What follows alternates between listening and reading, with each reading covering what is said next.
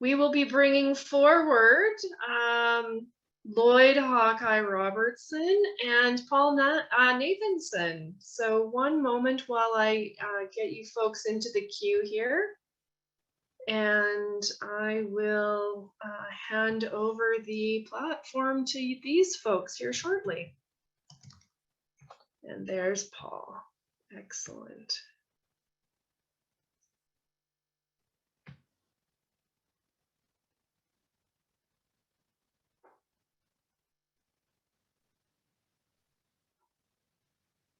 Hello, Beth. Good afternoon. Nice to see you again, sir. It's been a couple of years, but we've had a plague to deal with in the meantime, so that's why. That we have. Paul, are you able to join us? I think we've got your mute and your camera off still. In the meanwhile, I will introduce you to Paul, and I suspect that he will introduce Lloyd as we proceed here. Paul Nathanson, PhD, is a retired researcher in religious studies. With Catherine K. Young, he wrote a landmark series of 4 books from McGill Queen's University Press on ideological feminism and its cultivation of misandry in ideological and political purposes. Spreading Misandry, the Teaching of Contempt for Men in the Popular Culture, 2001. Legalizing Misandry, from public shame to systemic discrimination against men. That was 2006. And then we have Sanctifying Misandry, Goddess Ideology and the Fall of Men, 2011. My, you've been busy. And Replacing Misandry, A Revolution History of Men, 2015. Paul Nathanson, welcome. You'll be joining Lloyd Hawkeye Robertson here as soon as we can get your camera and your video, or sorry, your camera and your audio going. This is where people may have thought they had an extra couple of moments and snuck away to the bio break space. Well, while Paul is getting set up, I'll mention that I'm now, and this was not my case before when I talked at the 2019 conference. I'm now president of the New Enlightenment Project. Now, that project is an initiative developed just this last year to defend and refine Enlightenment values from an attack that the previous speaker, William Collins, actually mentioned from wokeism. So that's where I'm coming from. Now, as you mentioned, here I think Paul is joining us. Oh, there we are. Well, congratulations, Lloyd. I'll hand it over to Paul and give you to the platform. Okay, well, I'll just mention that I'm really delighted to have been asked to interview Paul, because I've admired him and his work for a long time. And as you've mentioned, along with Catherine Young, they popularized. No, you didn't mention this, but I'll mention it. They popularized the word misandry in a series of 4 volumes. And they're currently working on 2 new books. The final work entitled Transcending Misandry from Feminist Ideology to Intersexual Dialogue. Paul, can you hear me? Yes. Great. Paul, I want to ask you about that anticipated final volume. But first, I want to understand how you arrived at this intellectual place. Your PhD, as Beth mentioned, is in theology. Now that's not a discipline that automatically, at least in my mind, connotes gender studies. How did you come to have a focus on male identity?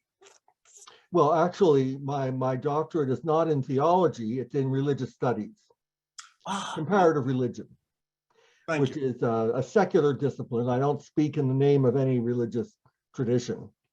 So my interest was in the relation between religion and secularity. Most people would choose 2 religious traditions to compare and contrast, and I chose religion and secularity. And my general theory is that the 2 are closely related. There's a murky boundary between the 2. They're not just opposites that have nothing to do with each other. So I chose my first case study was a book on, I wrote a book on The Wizard of Oz as a secular myth of America, in which I said that, you know, the movie functions not because of anyone's intention in Hollywood, but because it just, the people in charge of making it were intuitive enough to pick up underlying strands of thought in American culture, and they represented them symbolically. So I think that the movie functions, along with several other classic movies, as a story about going home and growing up. And on the surface, it's the story of Dorothy going home and growing up. But on a deeper level, it's the story of the nation growing up and going home. And at a deeper level still, it recapitulates the classic Judeo-Christian notion of going home and growing up. So I won't get into all that now, but then I switched the focus of my study in about 1985, because that was the 10th anniversary of Vietnam. And it occurred to me that having lived through that earlier period, I had all sorts of questions about what connection there was between being a man and being a soldier or war. You know, I never understood that. And it was, for 10 years, I put it out of my head because I found it too threatening. But then during the anniversary, I really decided just to do that. So I sort of interrupted my dissertation to work on that. And I got, I don't know, a few hundred pages in my private journal. And I showed it to Catherine Young, and she said, well, you know, after you graduate, if you graduate, we should, you know, get a grant and do some research on this, because her interest had been in women in India, in Hinduism. And I was interested in men in the West. And so we were a very good combination to, you know, cross-culturally and historically, we could put that together in a very interesting way. And so that's how I got into the books with Catherine. Okay, well, thank you for clarifying, first of all, that your PhD was in religious studies. Is feminism, or perhaps I should say, call it ideological feminism, is that a religion? That's what I call a secular religion. So I started off talking about, you know, secular myths and secular parables. But then I began to realize that these political ideologies functioned in very much the same way as traditional religions, but they were secular. They're not the same, but in many ways they function in the same way. They provide meaning and purpose. They often have scripture, the equivalent of scripture, and special sacred days and sacred places. So the whole panoply of ritual and symbol and myth, they all function in the same way, but they don't mediate the sacred. That's the one thing they don't do. Okay. Well, religions like Christianity can be divided into fundamentalist and liberal or mainline. Do you make a similar distinction in feminism then? Yes, and I'm really glad you asked, because, you know, I often forget to add little details, and this happens to be a very important one. I think that, yes, from my point of view, and I think from the point of view of men in general, there are basically two kinds of feminism. One of them is egalitarian, and that was the movement that began with Betty Friedan in the early days. And I think they genuinely were interested in sexual equality. Now, I think there are some problems in the way that they began to do work on that area, because they tended to assume that equality meant the same thing as sameness, that men and women were, for all intents and purposes, except childbirth, the same. And I think that's a naive approach. But my problem with egalitarian feminism is simply a practical one. But my problem with ideological feminism is a moral problem, because I think that they really are the fundamentalist equivalent of let's say, some groups of Protestants, for example, or you could find, or Muslims, you could find fundamentalism in almost every tradition. It's not necessarily the dominant tradition, but the possibility is always there. In any case, I think that feminists have adopted that in the sense that they do not acknowledge the possibility of ambiguity. They don't acknowledge the possibility that you need to discuss and debate and dialogue.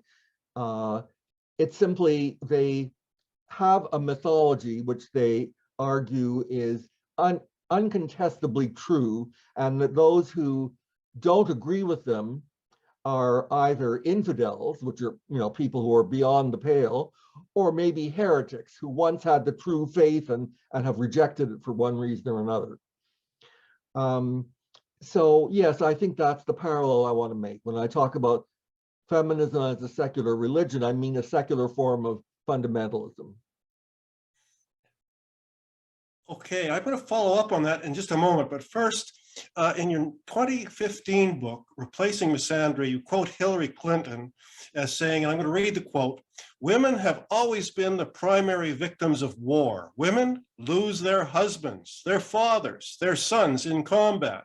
Women often have to flee from the only homes they have ever known. Women are often left with the responsibility alone of raising the children." What does this quote say about the role and identity of men in the United States and presumably elsewhere in the Western world? Well, it means that men don't matter. Their suffering doesn't matter. Only women's suffering has a symbolic and political meaning.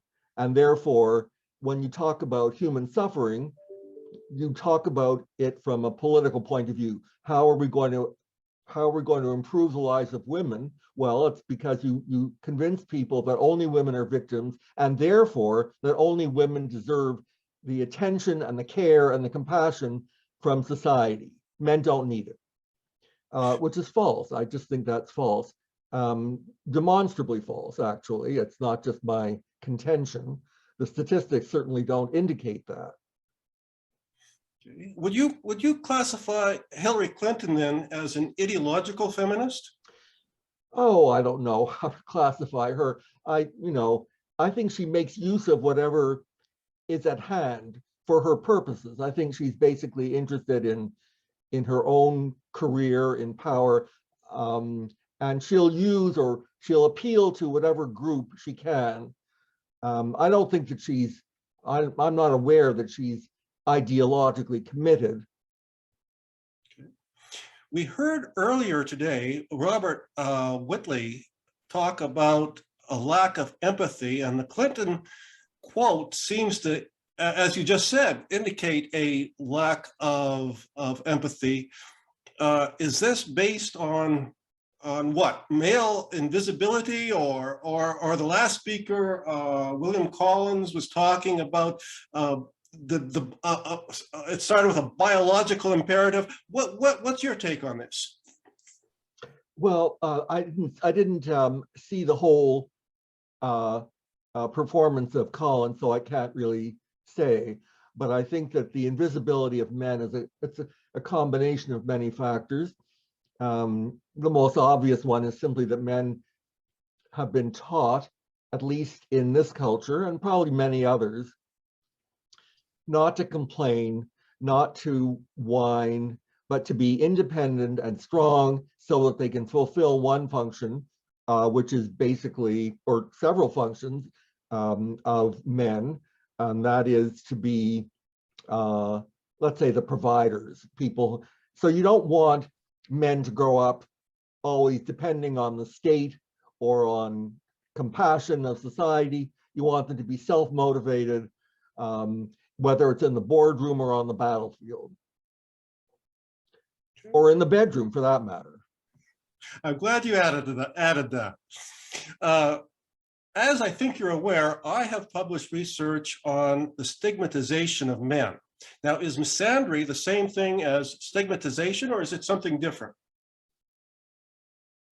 Well, of course, I don't know your precise definition of stigmatization, but certainly Miss Andre does stigmatize. So to that extent, yes, there's a real parallel.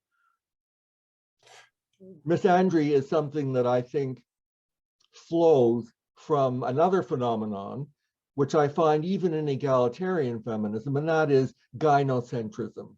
It's the idea that that history, all of history, the world, life, revolves around the special needs and problems of women.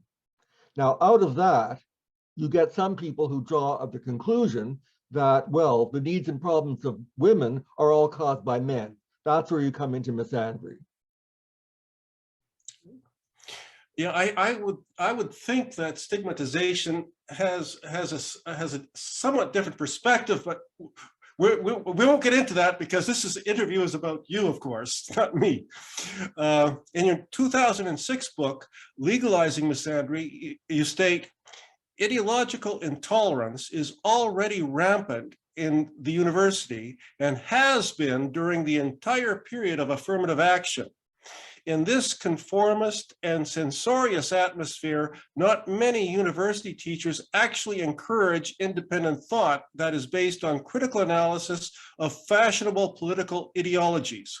On the contrary, many encourage students to stamp out whatever can be classified as politically incorrect. Now, you wrote those words, or you and Catherine wrote those words 15 years ago. Yes, that's right. In what ways has this ideology of cancel culture changed since then, or has it?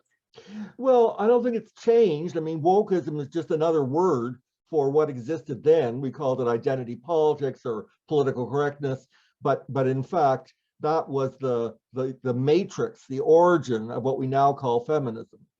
So and wokeism. So it has a history of at least 50 years. It's been incubated in the universities, but it went mainstream quite some time ago. And I would say, 5 or 6 years ago, just during the Me Too movement and ever after, it's been increasingly virulent.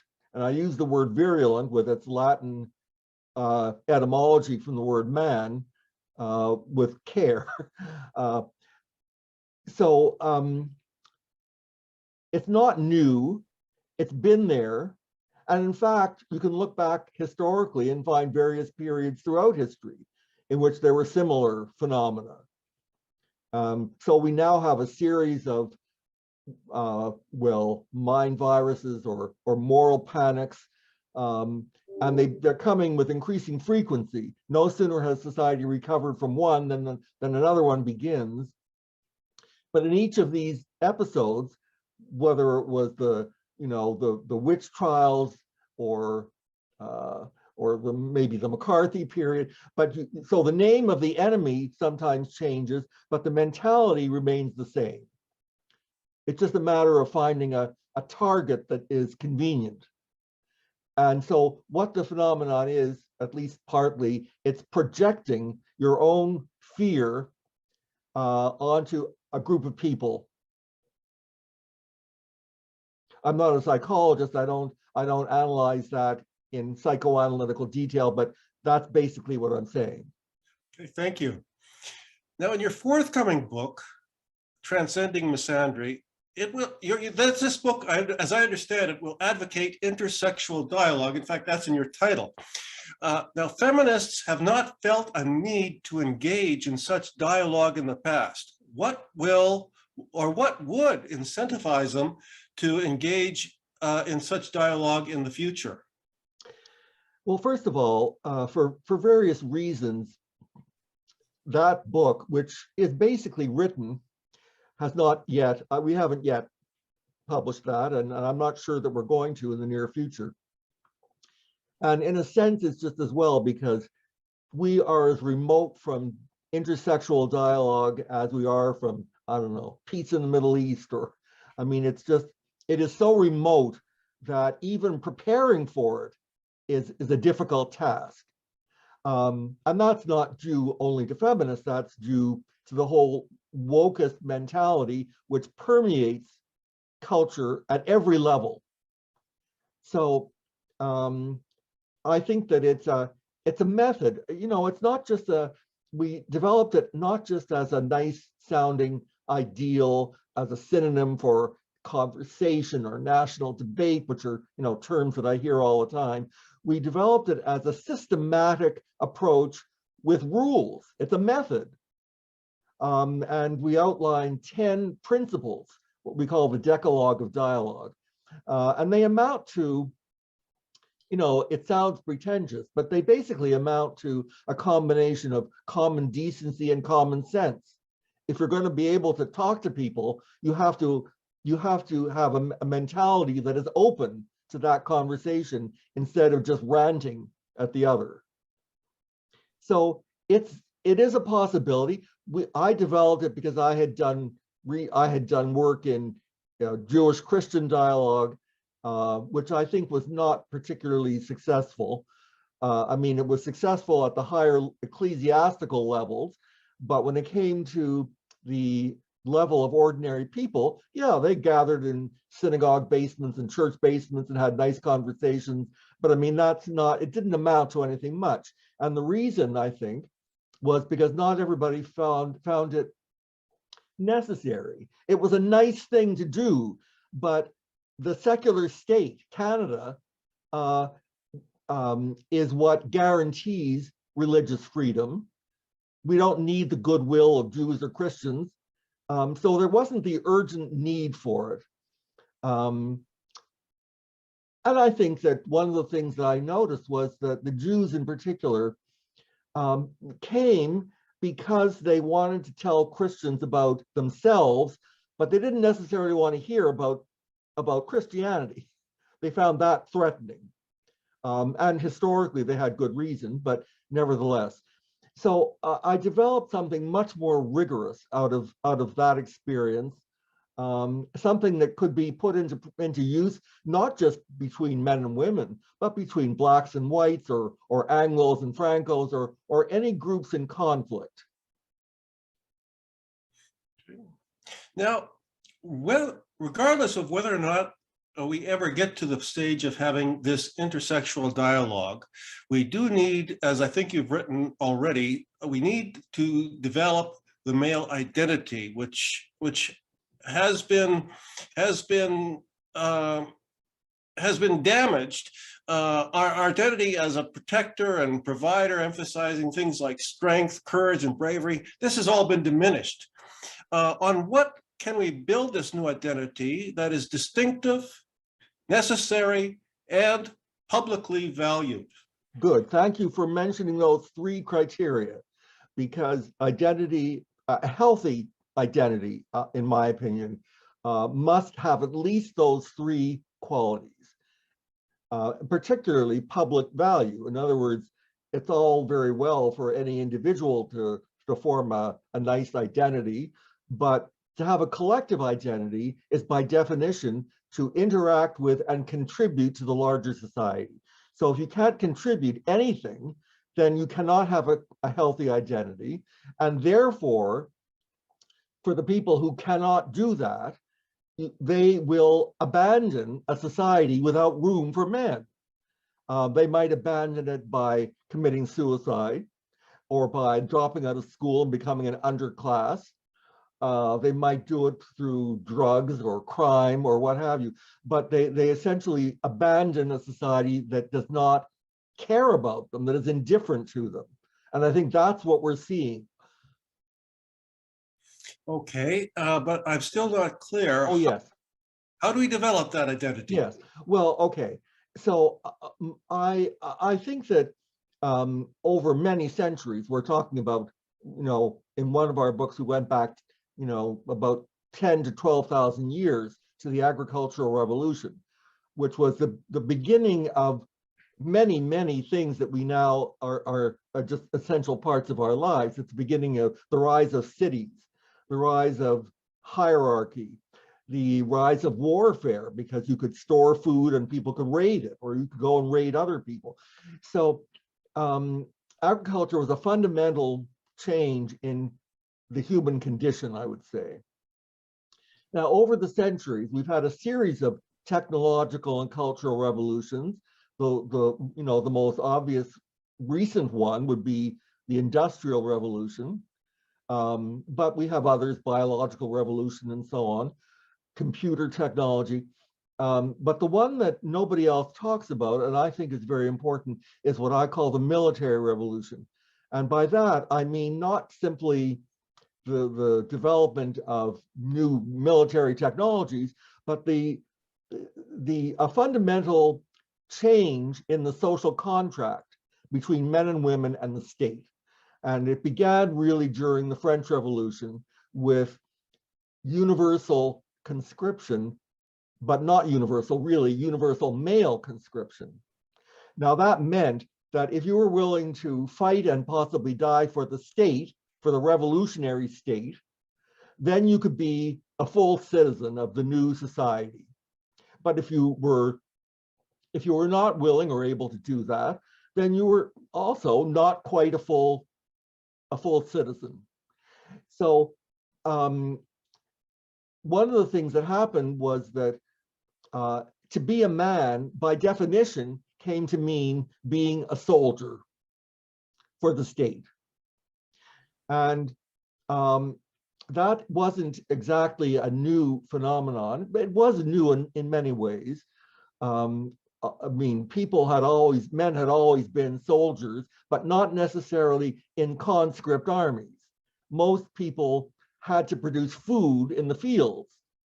So there was a limited, amount of their time and energy that could be diverted into warfare.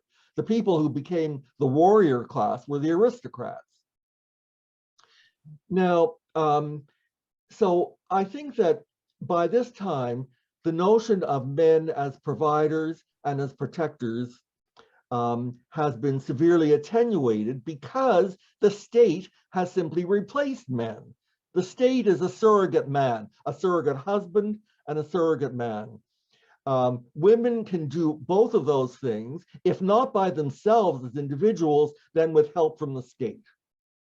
Now, the one thing that remains, one of the classic and essential features of manhood that has not yet been replaced is fatherhood. And fatherhood, I must say, is really under threat at the moment, because for many reasons, partly because the definition of fatherhood tends to be sort of assistant motherhood at best. At worst, it's a potential molester. So when I talk to young people, young men, about what it means to be a father, they often say things, oh, well, I play with my children, I do the diapers, I do this, I do that. But none of these things actually is a defining feature of fatherhood. I mean, apart from the teaspoonful of sperm, what is it to be a father? And I argue that it's not the same as being a mother. It's not about infant care. It's something that grows in importance as children grow up and prepare to leave the home. They enter the larger world and they need something that fathers have given them, and that is, well, let me put it another way. Women, mothers, give their children unconditional love, okay? I'm sure that Adolf Hitler's mother would have said, I will love you no matter what you do. I don't just, you're my son, therefore I love. But a father doesn't say that. He might feel it, but he doesn't say it. What he says is, I will respect you if you earn the respect of others in the larger world, if you function honorably in the larger world. And so it has to be earned. And so that is something that children need to hear, both girls and boys, but particularly boys. And I think that when you don't have a father who does that in the home, that is linked statistically with all sorts of social pathologies and psychological pathologies. Once again, this is not my opinion. This is demonstrable. There's something that goes wrong. Children need fathers in the home, enduring presences in the home, not a passing boyfriend, not a figure on a sitcom on TV, but an enduring presence in the home. Okay, well, that's, as you say, the research backs that up, that children do better if they have a relationship with their fathers as well as their mothers. But there's a lot of political resistance to that idea, irrespective of the research, isn't there? Well, there is. And it's partly because, especially now, I mean, at first there was resistance from some feminists, maybe not all. I mean, many feminists will say, yes, I want a father for my children, but what does that mean? It might mean just helping out around the house. But the real resistance came from the people who argue that women should be totally independent of men, completely, utterly independent. Autonomous is the word they use. Now, never mind that makes no sense of human existence, because we are a social animal, and that means that we're all interdependent. But just apart from that consideration, which means that autonomy is basically a utopian ideal that makes no sense in the world as we know it.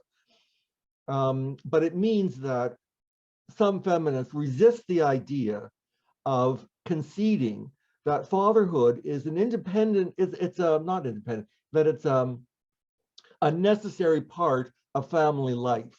And it means that they must share their authority in the home. This whole idea of maleness is under question. Transgender activists erase the biological differences between men and women, and a person with a penis can declare himself to be a woman, thus escaping the toxic masculinity label while gaining access to female safe spaces. And as we've seen recently, things like women's sports, where they can then dominate. And some feminists, of course, are objecting. And I agree. I agree with that. You agree I with don't that? agree with everything feminists say, but I do agree with that. Oh. The only thing I would add is that what's in danger is not only femaleness, but also maleness. Yes. And of course, there these feminists that are putting up a resistance to that transgender ideology. They're looking to us, to you and me and all other men for support. Yes. What is to prevent these feminists from re-stigmatizing men or maleness once they have won this battle? Well, I'm not a fortune teller. All I can say is that it's one thing to sympathize on an emotional level with people who feel uncomfortable in their own bodies. It's another thing to argue that children should be free to experiment with their bodies, that teachers and professionals and doctors should be free to experiment on children without the parents' consent. I mean, that's a whole other thing. That I don't agree with at all. Now, Paul, so that makes me, I suppose people are going to accuse me of being transphobic. And frankly, I don't care anymore. I've spent my life as a gay man being accused of homophobia. So somebody has to say these things, frankly. okay. Now, here's my last question, and then we'll see if there's other questions from the audience. I see Beth nodding her head. My last question is this, Paul. You are religious and a self-described conservative. I, on the other hand, I am an atheist, and I'm a humanist and a lifelong social activist who's identified on the left. On what basis can we, you and I, come together to fight this common enemy? I think the answer is obvious to both of us, and I hope to the viewers, that both of us are deeply concerned about the search for truth and the usefulness of debate and rational discourse. that unites us. Thank you, Paul. And Beth, you'll notice that I have come full circle because I introduced myself as being someone concerned about the preservation and extension of Enlightenment values. And Paul has just said that that's what unites us. Exactly. Extremists on all sides. I appreciate that you did that, Lloyd. I had it flipped in my head that Paul would be introducing you, and so you kind of didn't get your airtime on you know, your participation here this afternoon. So thank you for coming around on that, and thank you for your contributions, Paul and Lloyd. It was great to have that dialogue facilitated by yourself, Lloyd. We've got one question here, and we do actually have a break scheduled from 10 to the hour until the hour. So this will be our only question. It was submitted by David Rittberg, and he's asking about pathological feminism, meaning a feminist approach where women stand by women no matter what, but now it supports women with false claims as well. Can you discuss your experience in dealing with pathological feminism in our society today and how it affects men and their ability to access support for men by predominantly women-run organizations? So given that I just framed that with a very short window of time to address that, can you give a bit of insight there from your perspectives? Well, I don't know about insight, but I can tell you from experience. I mean, Catherine Young and I were invited to speak at University of Toronto, or at least at a group that met at University of Toronto. And the subject on the billing was intersexual dialogue. And that was enough to bring out the protesters who refused to listen. And so basically the event was the public aspect of the event was canceled. We did say what we had to say, but we had the police escorts and all that going on at the same time. And the same thing happened at University of Ottawa. So right. The whole notion of dialogue was enough to set that off. It wasn't as if we came there to talk about, you know, male supremacy or anything like that. We just wanted to introduce the notion of dialogue. Right. Thank you for that, Paul. Lloyd, any final closing remarks here with your great exchange with Paul? Well, I just want to thank you for inviting me to do this interview. As I mentioned earlier, I've read all of Paul's books, and I'm looking forward to reading this future book if it is ever published, Paul. I can show you the manuscript, Lloyd. Okay, thank you. Excellent. Thank you so much. Thank you so much, gentlemen. I appreciate your time this afternoon and joining us at Momentum 2021.